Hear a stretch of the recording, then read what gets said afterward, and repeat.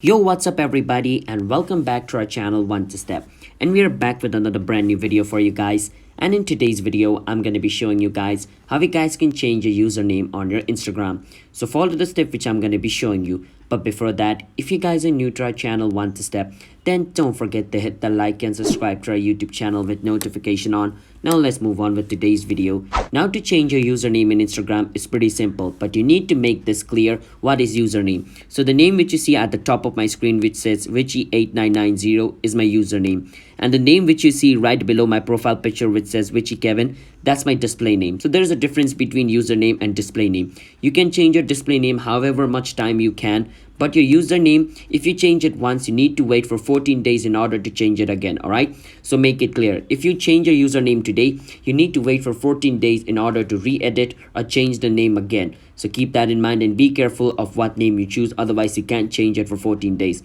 Instagram itself is going to show you the warning, so let me just get into the process. So first step is you want to click on your profile picture at the bottom right corner of your screen and click on where it says edit profile over here. Once you click on edit profile, it's going to bring you over here.